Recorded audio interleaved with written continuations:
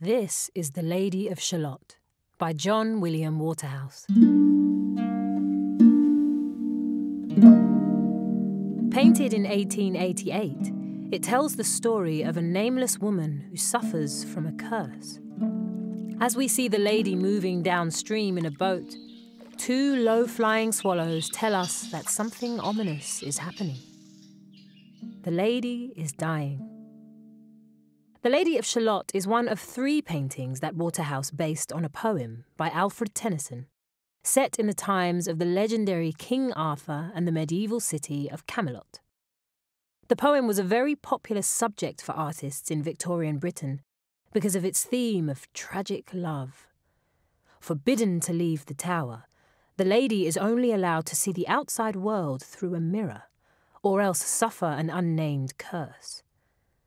Waterhouse captured the poem's first part in his 1915 painting, "I am half sick of shadows," said the Lady of Shalott.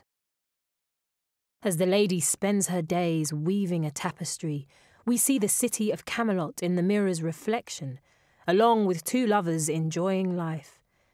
Trapped in her tower, the lady longs for love. When the moon was overhead, came two young lovers lately wed. "I am half sick of shadows," said the Lady of Shalott. Curiously, a red poppy appears in the reflection of the mirror, but not in the foreground where it should be.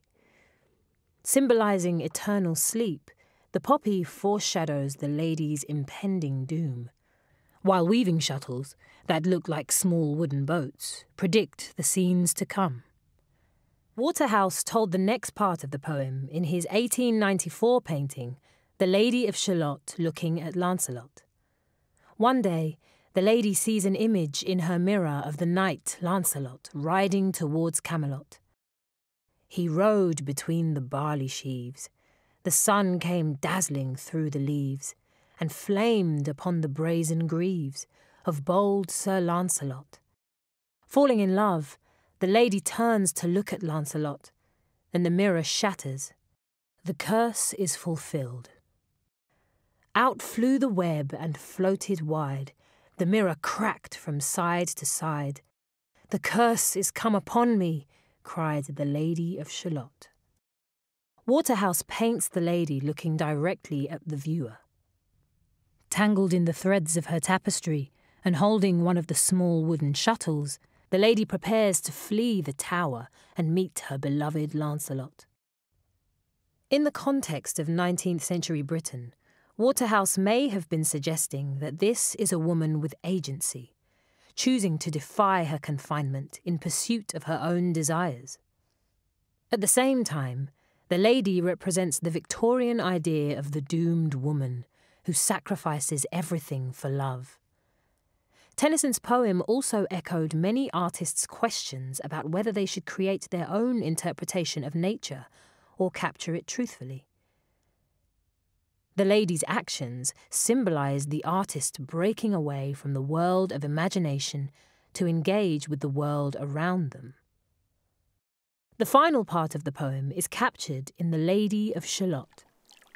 On the far left, we see the steps leading down from the tower to the river. On the prow of the boat, the Lady of Shalott has been carved into the wood. Draped over the boat is the tapestry, illustrating the lady herself and Lancelot surrounded by other knights. She holds a chain for the boat's mooring, which she is just about to release. On the boat is a crucifix, symbolizing sacrifice, and 3 candles. 2 have been blown out, suggesting that her life will end soon, and a dead leaf falls as she floats down the river.